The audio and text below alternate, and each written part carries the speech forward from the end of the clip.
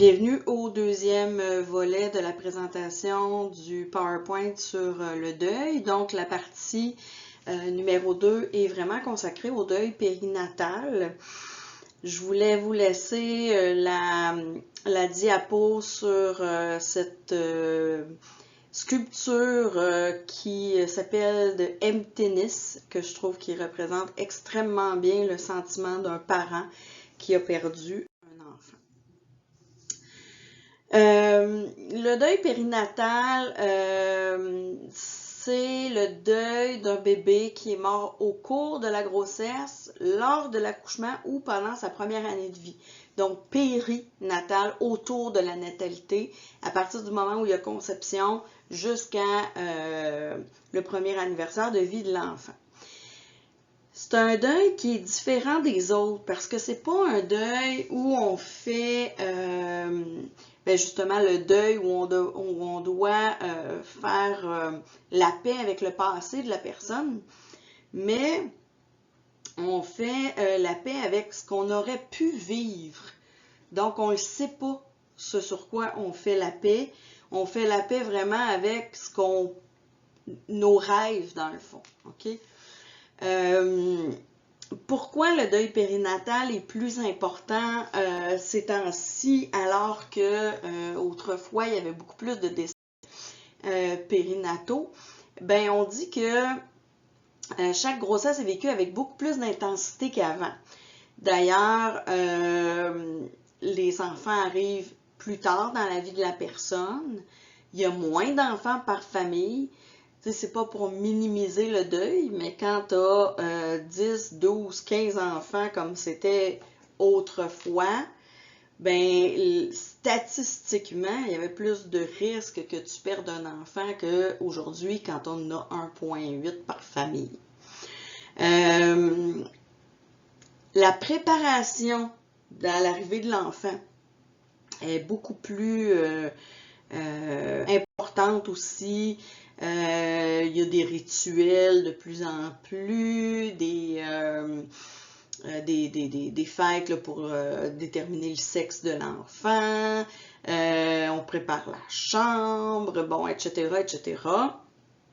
Et en faisant ce genre de démarche, ben, on crée de l'attachement, on crée des attentes, on le fait vivre l'enfant beaucoup plus rapidement. Et de plus en plus aussi, on peut avoir des échographies, des tests diagnostiques où est-ce que on va savoir là, dès les premières semaines de grossesse, ben, le sexe de l'enfant, s'il y a des problèmes de santé, etc., etc. Donc, l'enfant devient plus tangible. On le voit et c'est plus fou, c'est moins flou, je veux dire, qu'autrefois, où est-ce que on voit vraiment le bébé, là, on est capable de le concevoir, là, pas dans le sens de conception, mais dans le sens de voir. On a une représentation beaucoup plus facile du bébé. Les décès périnataux sont moins fréquents, donc quand on en vit, c'est quelque chose de plus rare. Donc, on est plus isolé des autres. Ça n'arrive pas dans toutes les 2-3 familles. C'est vraiment quelque chose de très spécial et le sentiment d'injustice est beaucoup plus grand. Pourquoi ça m'arrive à moi? Pourquoi ça m'arrive maintenant? Quand ça arrivait à peu près à tout le monde, ben, ça faisait partie des risques, malgré la... Mais là, ça fait pas partie des risques conscients dans la tête des parents.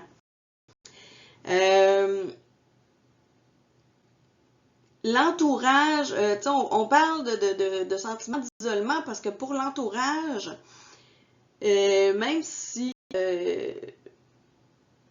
même pour le père, on va le voir plus tard, mais pour l'entourage, eux autres, ils n'ont pas vu le bébé. Ils l'ont pas investi. Ils l'ont pas, les grands-parents un peu, mais quand même, ça reste intangible. Puis ben, pour la maman, c'est très, très concret. les signes de grossesse, là, les nausées, les douleurs au sein, les douleurs au ventre. Puis plus tard dans la grossesse, ben si tu as senti le bébé bouger, ça devient plus tangible. Dans l'entourage, ben le bébé n'existe pas. Fait que c'est un deuil de quelqu'un qui n'existe pas, qui n'a jamais existé. Donc, les réactions sont moins intenses, puis sont même détachées.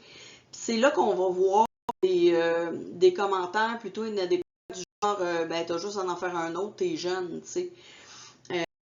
Alors que les parents, dites pas ça à un parent qui vient de perdre un bébé, là, ça marchera pas. Il n'y a pas vraiment de terme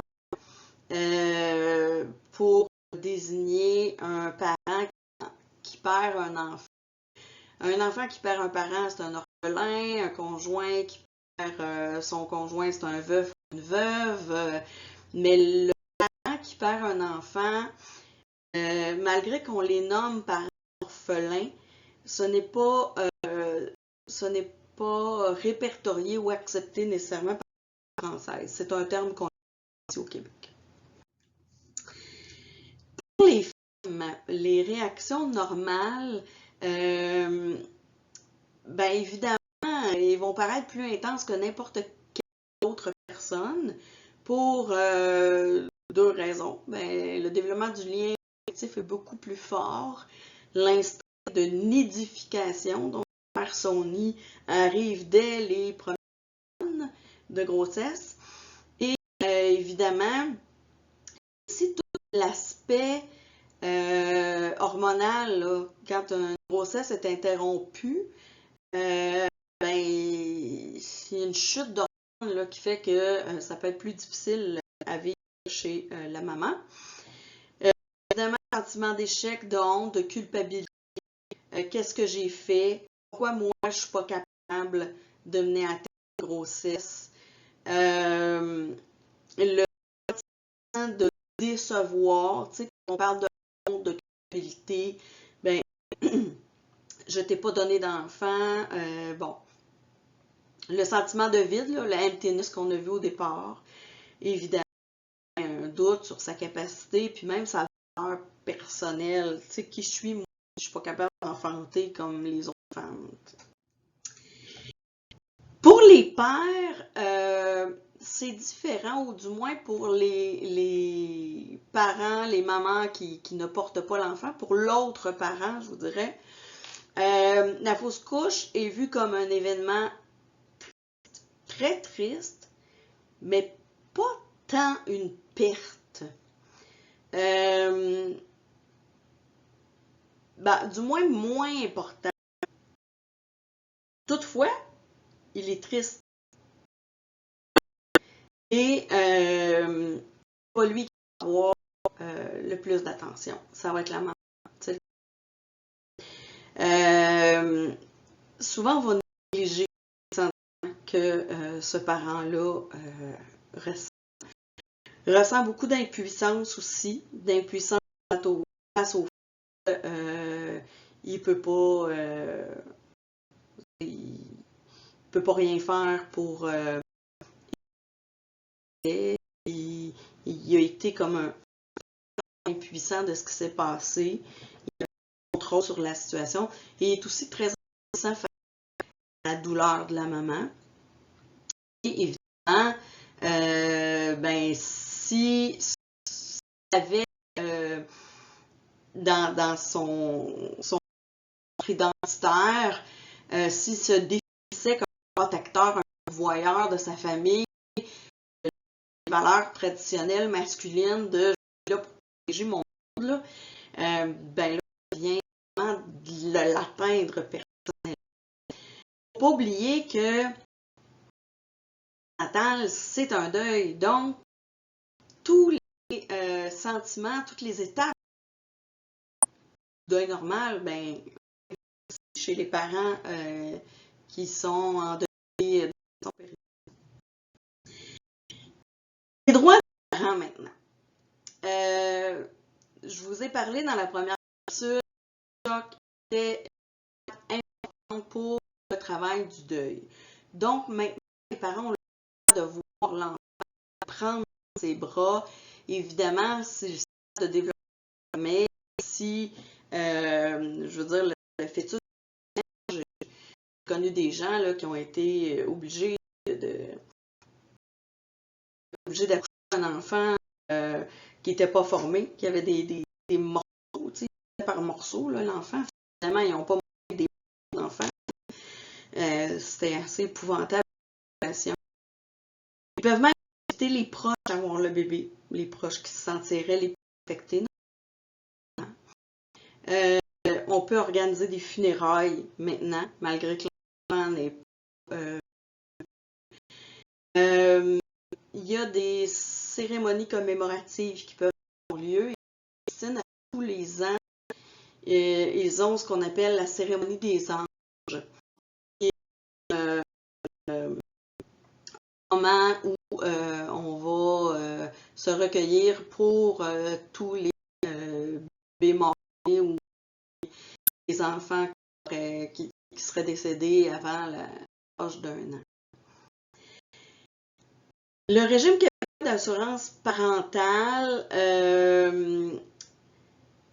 est disponible pendant 18 semaines à la maman quand la grossesse prend fin après la 19e semaine de gestation. Donc, avant 19 semaines, donc si on perd le bébé à 17 semaines, ben, il n'y a pas de RQAP, il n'y a pas de régime québécois d'assurance parentale, c'est un congé de maladie. Le père, lui, il a droit à rien, puisque le bébé n'est pas né vivant. Et si le bébé décède dans sa première année de vie, les prestations du RQAP, du régime québécois d'assurance parentale, vont cesser 1 semaine après le décès du bébé. Les interventions à privilégier, bien, je vous invite à en prendre connaissance. Ce sera la partie qui sera vue en classe.